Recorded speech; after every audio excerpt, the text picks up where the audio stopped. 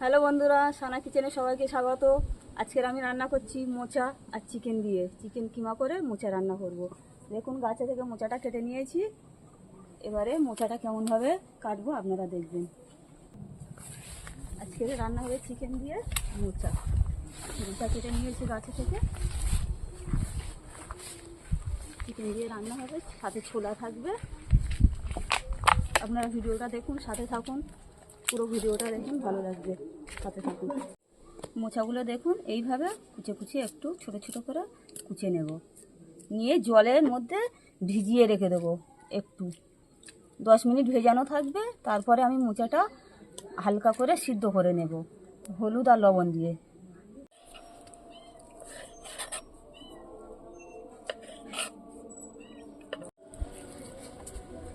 আলুটা এইভাবে কেটে নেব ছোট ছোট করে, পিসটা এইরকম হবে।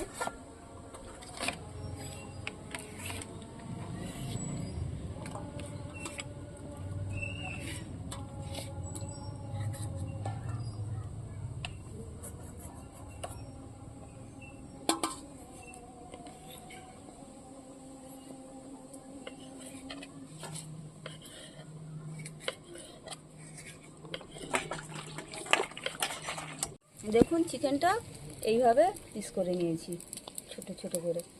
আপনারা চাইলে দোকানে থেকে কেটে নিয়ে আসতে পারবেন।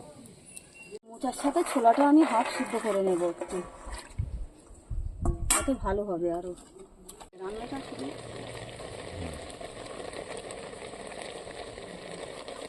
মোচাটা সিদ্ধ হয়ে গিয়েছে, আমি এবার নামিয়ে নেব। নিয়ে একটা এতে ঢেলে দেবো, জলটা পুরো ঝরে যাবে। এবার আমি আলুটা ভেজে নেব। কেটে ধুয়ে রাখা আলুটা কড়াইয়ে দিয়ে দিলাম।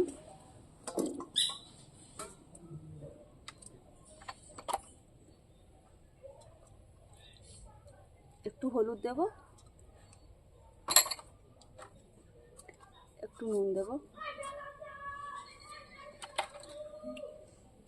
আলুটা লাল লাল করে ভেজে নেব।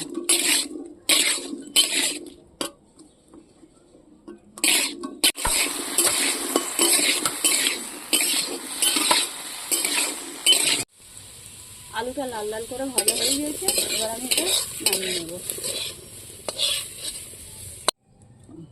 মোচাটা রান্নার জন্যে প্রথমে সরিষার তেল দিলাম।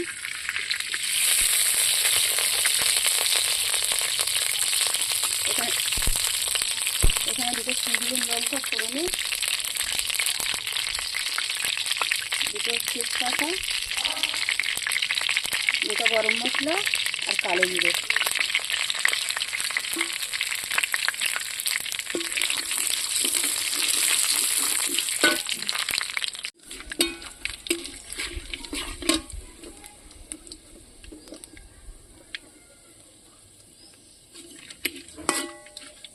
এবার কুচিয়ে রাখা পেঁয়াজটা দিয়ে দেবো।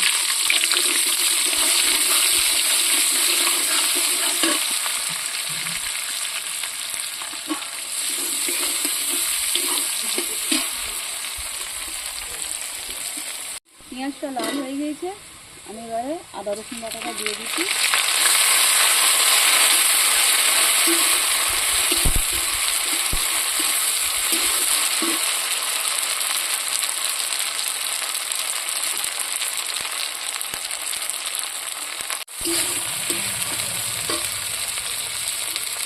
এবারে আমি দেবো লঙ্কা গুঁড়ো পরিমাণ মতন, যতটা লাগবে ততটাই দেবো। এখানে হলুদ দেবো পরিমাণ মতন।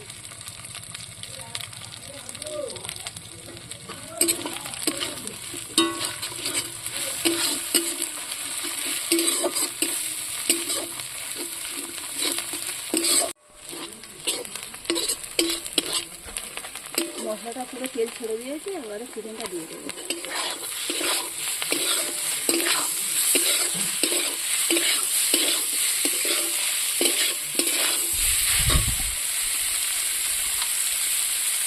নুন দেবো,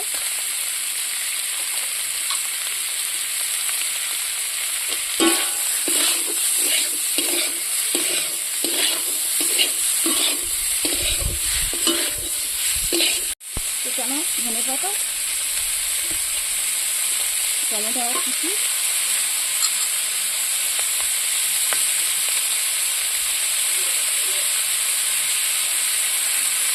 গোলমরিচের গুঁড়ো পরিমাণ মতন দেবো সবটাই, দিয়ে ভালো করে মশলাটা দিয়ে কষিয়ে নেব।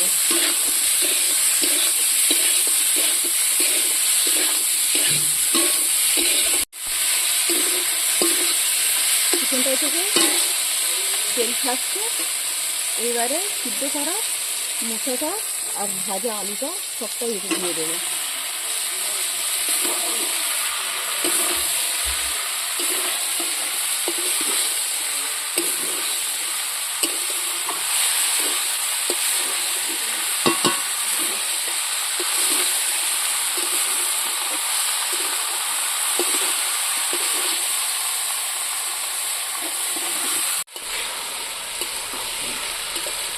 খুব সুন্দর সেন আছে।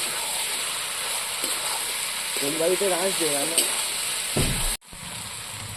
এবারে আমি জল দিয়ে দেবো একটু।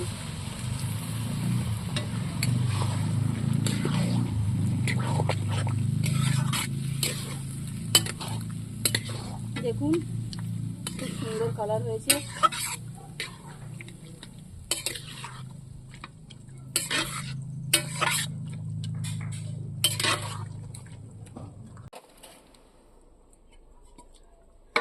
এবারে আমার জল দিয়ে দেওয়া হয়ে গেছে, আমি এটা ঢাকা দিয়ে রাখবো 10 মিনিট পরে আমার রান্না হয়ে যাবে।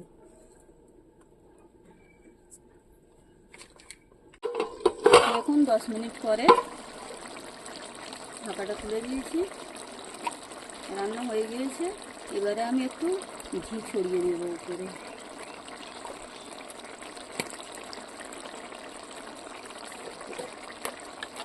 সাথে ভাজা জিরে ও মরিচের গুঁড়ো।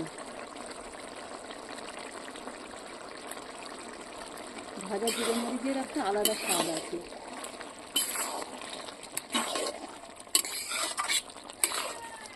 আপনারা বাড়িতে বানাবেন বন্ধুরা, খুব সুন্দর হবে রান্নাটা খেতে। পুরো শুকনো হয়ে গিয়েছে, দেখুন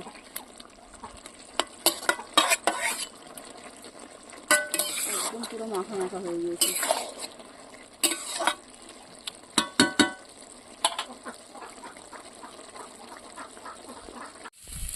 মাংসটা খুব সুন্দর নরম হয়েছে, আলুটাও বেশ গলে গিয়েছে।